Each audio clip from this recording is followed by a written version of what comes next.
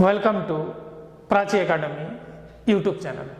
आशा करते हैं आप लोगों की पढ़ाई लिखाई अच्छी चल रही है, साथ ही साथ आरआरबी, एएलपी और टेक्नीशियन की भी तैयारी जोर शोर से कर रहे होंगे।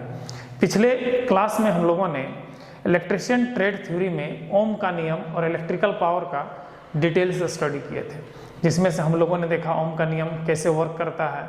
जो नानोमिक रेजिस्टेंस होगा तो वहाँ कौन सा लो लगेगा, तो हमने बताया चाइल्ड लैंगमुर लो लगेगा। साथ ही साथ पावर का डिफरेंट मोड, आईएचपी क्या होता है, बीएचपी क्या होता है, एफएचपी क्या होता है, ठीक है, ये सब का डिटेल से स्टडी किए थे। साथ ही साथ किलोवाट जो होता है 1 किलोवाट इक्वल्स टू मीट्रिक में कितना होता है, 1 किलोवाट इक्वल्स टू ब्रिट्रिस में क्या होता है, इसका हम लोग डिटेल से स्टडी पिछले क्लास में किए हैं। तो जिसको अगर इस सब का जानकारी देखना है तो पिछले क्लास वाला वीडियो, जस्ट इससे पीछे वाला वीडियो जा करके देख लीजिएगा। चलिए आज हम लोग टॉपिक को कंटिन्यू करते हैं। तो आज का टॉपिक है मेरे भाई जूल का नियम। जो इलेक्ट्रिकल सर्किट्स में जूल का नियम कैसे वर्क करता है, जूल्स लॉ ऑफ थर्मोडायनामिक्स, ठीक है। तो इसको देखा जाए तो इसके लिए बड़ा ही सिंपल है मेरे भाई। एक कंडक्टर ले लो जिसका रेजिस्टेंस मान लेते हैं R है। एक कंडक्टर ले लिए हैं, इसका रेजिस्टेंस R है हमारा, ठीक है। तो अगर R है और इसमें अगर इलेक्ट्रिक पोटेंशियल आप V अप्लाई करते हो, मान लेते हैं इलेक्ट्रिक पोटेंशियल V अप्लाई करोगे, V करेंगे तो यहाँ से करंट हमारा I चलेगा, I हमारा करंट आएगा, क्लियर है। V अगर अप्लाई करते हैं तो करंट क्या आएगा, I आएगा। तो इसके इस रेजिस्टेंस आपका वोल्टेज ड्रॉप के कारण ये क्या करेगा, वोल्टेज ड्रॉप के कारण हीट प्रोड्यूस करेगा। क्या प्रोड्यूस करेगा, हमारा हीट प्रोड्यूस करता है। तो हीट जो होता है, जो प्रोड्यूस हीट जो होता है directly proportional to the flowing current का square of the flowing current, मतलब जो प्रवाहित धारा है उसके वर्ग के समानुपाती होगा उत्पन्न ऊष्मा। साथ ही साथ मेरे भाई ये जो उत्पन्न ऊष्मा होगा directly proportional to the resistance होगा, मतलब कंडक्टर का जो रेजिस्टेंस होगा उसका क्या होगा, डायरेक्टली प्रोपोर्शनल होगा। साथ ही साथ जो ये उत्पन्न ऊष्मा H है वो डायरेक्टली प्रोपोर्शनल होगा कितना ड्यूरेशन के लिए आप करंट को अप्लाई कर रहे हो, मैंने वोल्टेज को कितना ड्यूरेशन के लिए अप्लाई कर रहे हो। तो जितना ड्यूरेशन अप्लाई करोगे उतना ज़्यादा हीट प्रोड्यूस करेगा। तो ये जूल्स ने 3 स्टेटमेंट दिया, 1, 2 एंड 3। मतलब कहा कि अगर कोई कंडक्टर में इलेक्ट्रिक करंट अप्लाई करते हैं तो जो प्रोड्यूस्ड हीट है वो 3 फैक्टर पे डिपेंड करेगा। पहला करंट के फैक्टर पे डिपेंड करेगा, सेकंड कंडक्टर का रेजिस्टेंस पे डिपेंड करेगा, थर्ड हमारा टाइम ड्यूरेशन पे डिपेंड करेगा। तो जो हीट होगा बोल रहा है, जो प्रोड्यूस्ड जो हीट होगा वो करंट के स्क्वायर के समानुपाती होगा। साथ ही साथ जो हीट होगा, जो कंडक्टर का रेजिस्टेंस, हमने जितना ज़्यादा रेजिस्टेंस होगा उतना ज़्यादा हीट डेवलप करेगा, और साथ ही साथ जितना टाइम ड्यूरेशन के लिए लगाओगे उतना ज़्यादा हीट देगा।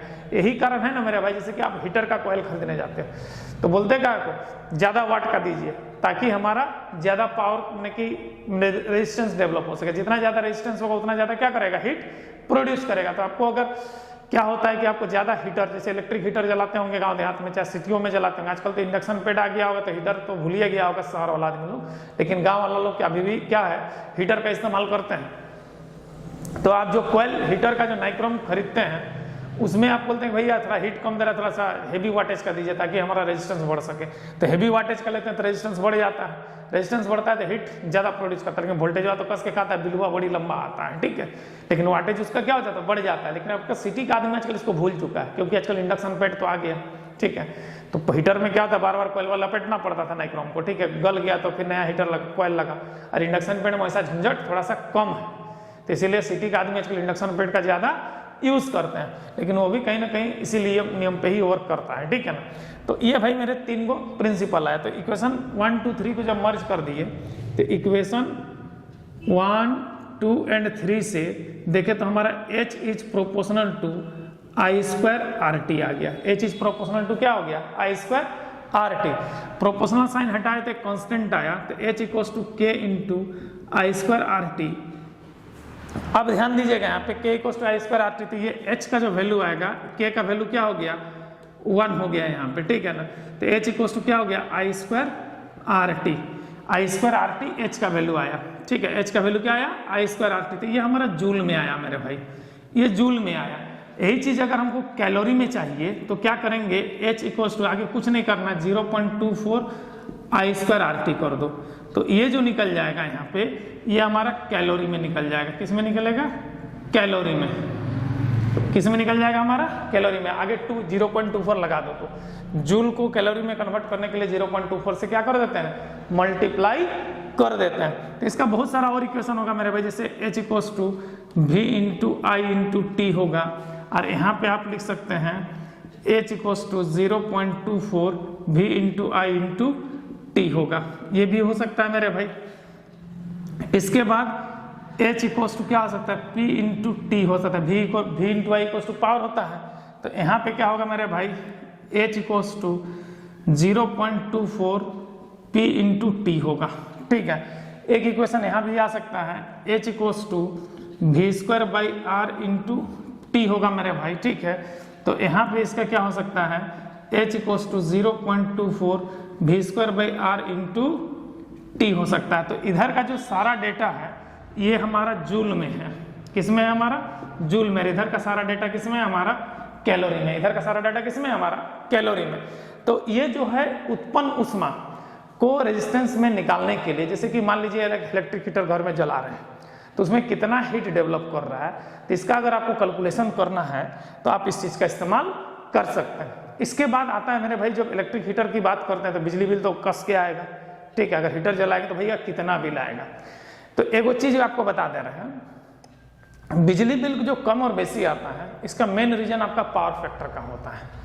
अगर पावर फैक्टर यूनिटी होगा तो बिजली बिल आपका बहुत नगण्य आएगा, मतलब कम आएगा। और पावर फैक्टर अगर यूनिटी से कम होगा, मतलब 0.2, 0.4 का, कि 1 से कम ही होता है पावर फैक्टर, 0 और 1 के बीच का लाइस करता है। ठीक है ना, तो अगर 0.2 आएगा तो कस के बिल आएगा, 0.1 आएगा तो कस के बिल आएगा। लेकिन यही चीज़ अगर 1 आ जाएगा, ओनली 1.0, तो आपका बिल एकदम नगण्य के बराबर आएगा। मतलब कि पावर फैक्टर बिजली बिल को बढ़ाने के लिए बहुत बड़ा मायने रखता है। तो जिसका भी ज़्यादा बिजली बिल आता है, उसका घर का जो हाउस होल्ड सर्किट है, उसका पावर फैक्टर मेरे भाई 1 के करीब नहीं है, मतलब 1 से नीचे है। मतलब हो सकता है 0.4 हो, 0.5 हो, 0.6 हो, 0.7 हो, लेकिन 1 के करीब नहीं। ऐसे बेस्ट वर्किंग तो 0.8 होता है, जो जनरली जो बेस्ट वर्किंग 1 तो होगा नहीं आइडियल सर्किट में, लेकिन जो बेस्ट वर्किंग होता है वो 0.8 होता है, लेकिन 0.8 से भी नीचे आपका रहता होगा।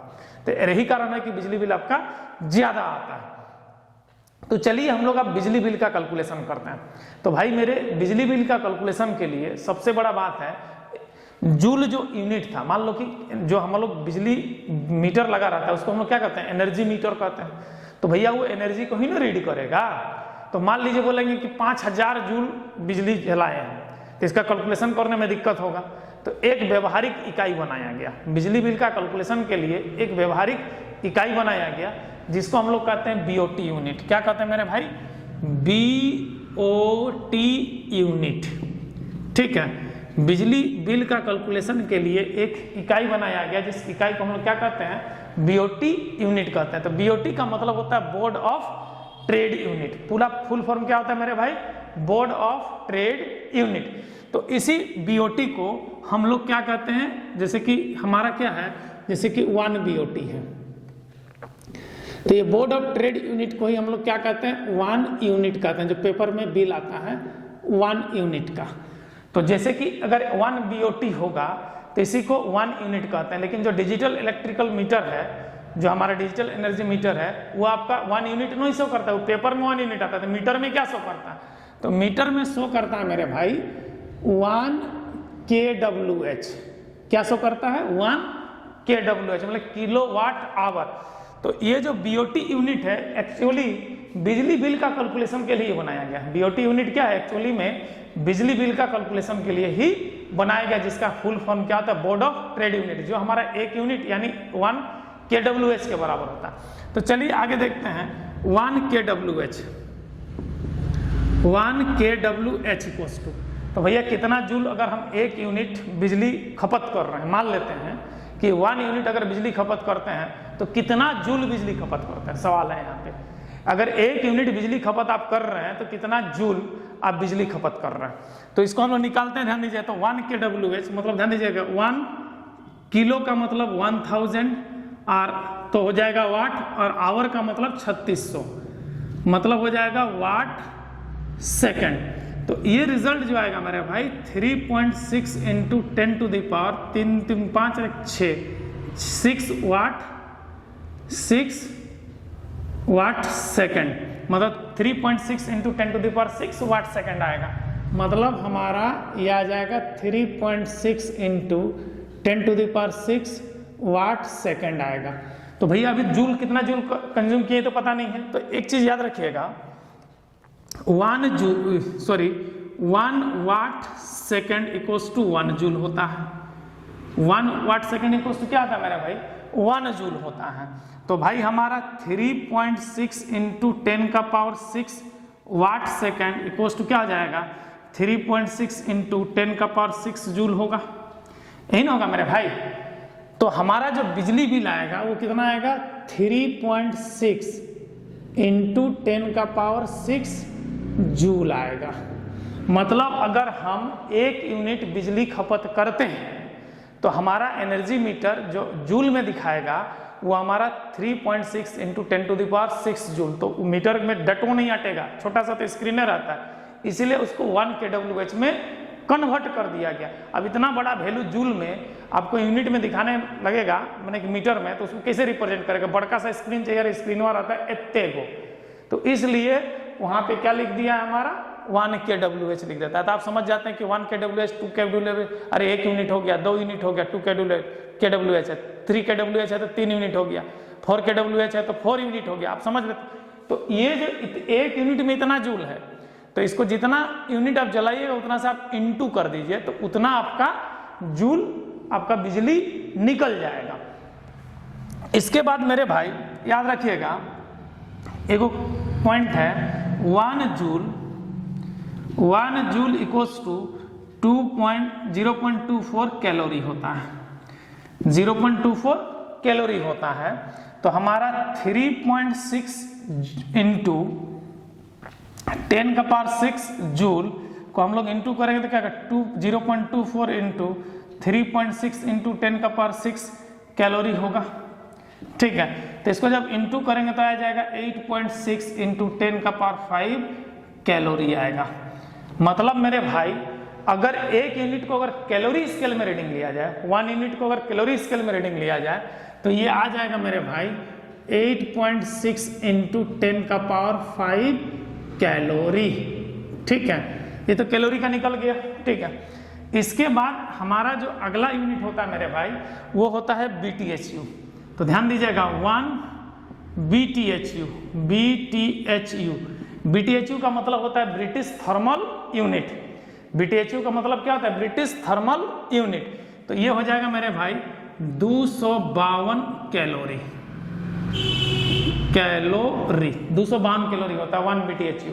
तो भाई हमारा अगर 8.6 इंटू 10 का पावर 5 कैलोरी अगर निकालेंगे, इसको ध्यान देखिएगा 1 BTHU को 252 कैलोरी, तो इसको हम लोग क्या कर सकते हैं 8.6 इंटू 10 का पावर 5 बट्टा 252 करेंगे तो हमारा आ जाएगा 3412.69 BTHU।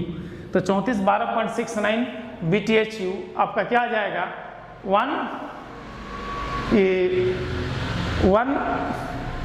kWh का वैल्यू आ जाएगा। तो इसको हम लोग कह सकते हैं मेरे भाई आगे ये हो जाएगा 3412.69 BTHU।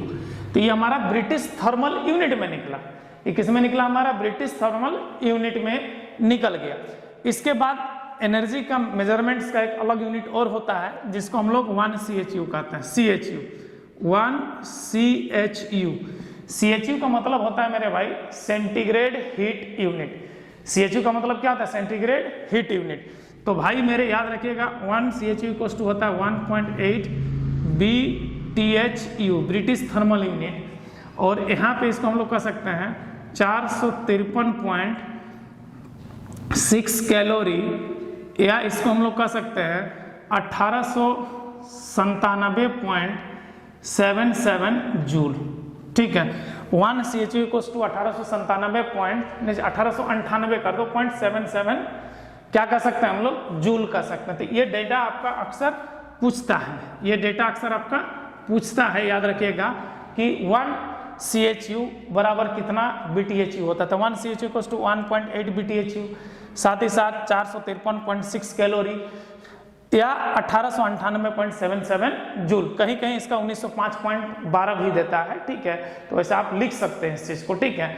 तो ये आपका रिजल्ट है मेरे भाई, ठीक है। वो राउंड अप वैल्यू इसका जो आएगा, इसका राउंड अप वैल्यू 1905.12 जूल भी आता है, ठीक है। वो थोड़ा सा जो होता है ना 4.2 और 4.186 का जो लेने का चक्कर रहता है उसी पे डिपेंड करता है, ठीक है ना। जैसे कि हमारा 1 कैलोरी है ना मेरे भाई, तो 1 कैलोरी इक्वल्स टू कहीं कहीं 4.186 जूल मिलता है, कहीं कहीं हमारा 4.2 जूल मिलता है। तो हमने 4.186 से कैलकुलेट किया है, ठीक है। तो इसीलिए ये चीज़ हमारा आ रहा है। जैसे कि हमारा इसको हम 4.2 से कैलकुलेट करेंगे तो 1905.12 आ जाएगा यहाँ पे, ठीक है। तो अब देखो मेरे भाई 1 CHU कितना है, तो हमारा क्या है 3412.69 BTHU को अगर हम कैलकुलेट करेंगे तो 3412.69 बटा 1.8, तो इसका जो रिजल्ट आएगा 1.8 अगर करेंगे तो 1895.94 CHU आएगा, ठीक है। 1895.94 CHU आएगा। तो यहाँ पे लिख सकते हैं 1895.94 CHU, ये क्या हो गया हमारा सेंटीग्रेड हीट यूनिट हो गया। किसका हो गया सेंटीग्रेड हीट यूनिट।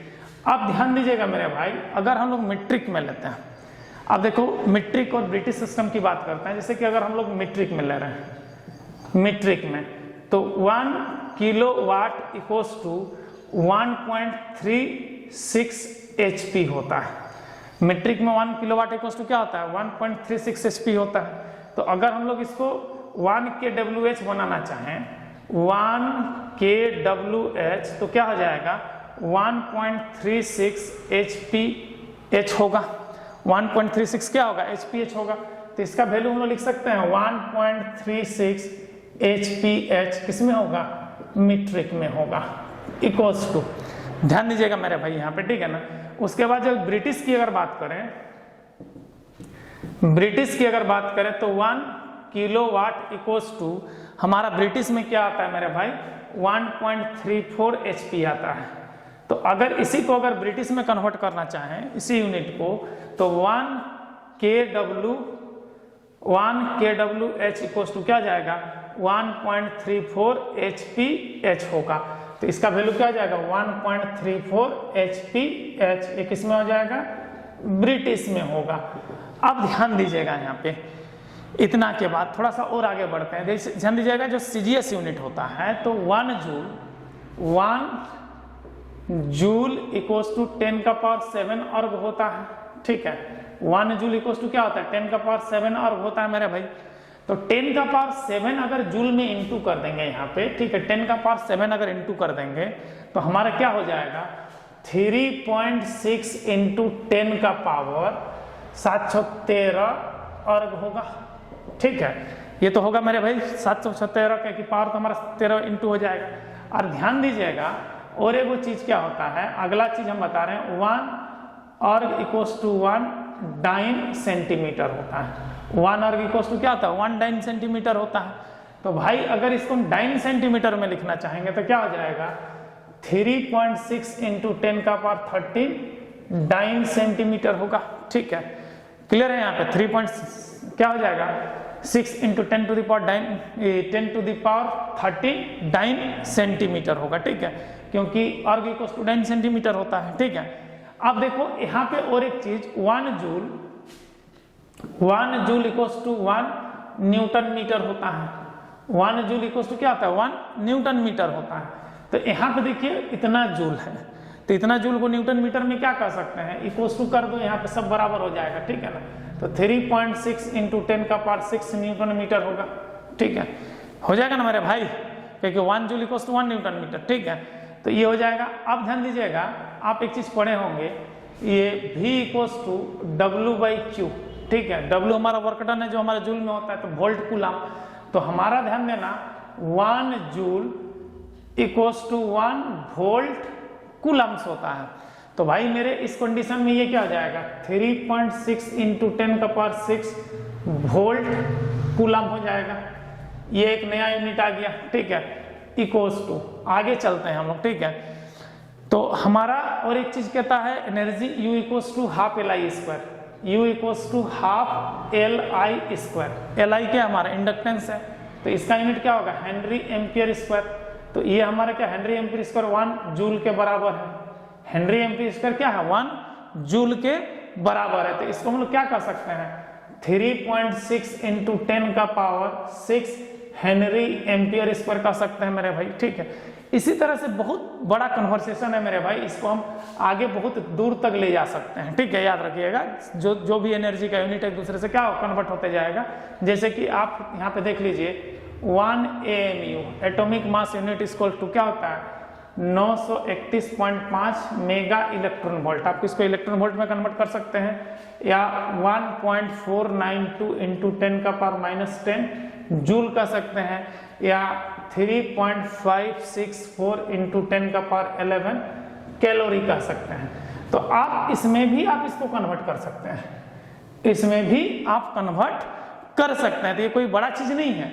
अब इसको आप क्या कहते हैं एटॉमिक मास यूनिट में कन्वर्ट कर सकते हैं, इलेक्ट्रॉन वोल्ट में कन्वर्ट कर सकते हैं, मेगा इलेक्ट्रॉन वोल्ट में कन्वर्ट कर सकते हैं, गीगा इलेक्ट्रॉन वोल्ट में कन्वर्ट कर सकते हैं, क्योंकि जूल के साथ मेगा इलेक्ट्रॉन वोल्ट का रिलेशन है, जूल के साथ हमारा AMU का रिलेशन है। तो यहाँ तो 1 kWh इक्वल्स टू इतना जूल आ चुका है ना मेरे भाई, तो अपना डिवाइड करते जाना है, आपका वैल्यू निकलते चला जाएगा।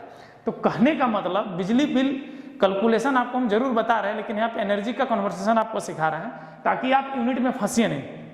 जैसे कि कभी कभी पूछ देता है 1 joule equals to how much dyne centimetre, तो 10 का power 7 dyne centimetre. 1 kWh equals to how much erg, 1 kWh में कितना अर्ग होगा।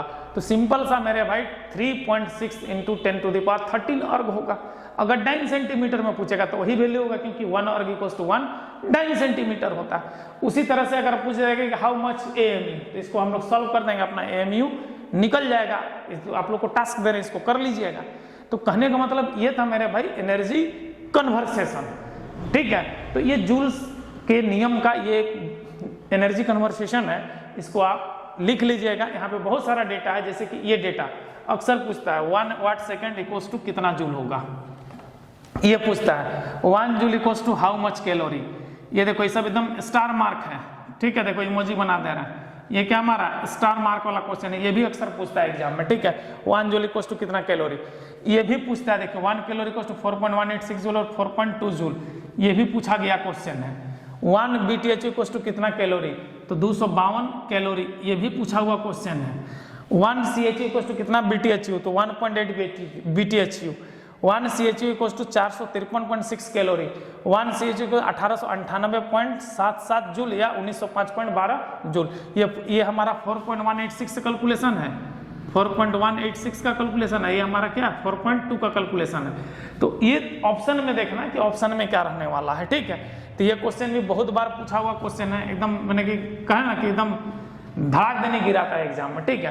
तो कहने का मतलब ये सब क्वेश्चन जितना भी है आपका ALP में पूछा गया क्वेश्चन है, ये भी पूछा गया है 1 atomic mass unit equals to कितना इलेक्ट्रॉन वोल्ट, तो 931.5 मेगा इलेक्ट्रॉन वोल्ट।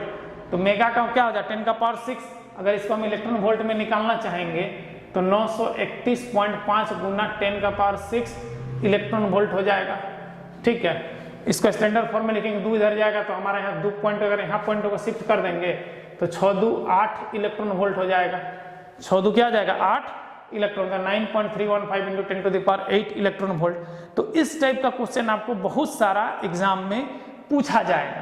तो इस डेटा, ये जो डेटा है आपके लिए खास करके ALP टेक्नीशियन के लिए, ठीक है, ये बहुत ही अहम डेटा है जो एग्जाम में अक्सर पूछा जाता है। चलिए हम स्क्रीन से हट लेते हैं ताकि आप स्क्रीनशॉट लेकर के इसको नोट डाउन कर लीजिए। चलिए आशा करते हैं आप लोग स्क्रीनशॉट ले लिए होंगे, ठीक है। चलिए इसको आप क्या कीजिएगा रिवाइज कर लीजिएगा, ठीक है ना, क्योंकि इससे हम लोग रिलेटेड नेक्स्ट क्लास में हम लोग कुछ न्यूमेरिकल्स का स्टडी करेंगे, बिजली बिल निकालते कैसे हैं इस चीज का डिटेल से स्टडी। तब तक लेके बाय, जय हिंद, जय संविधान।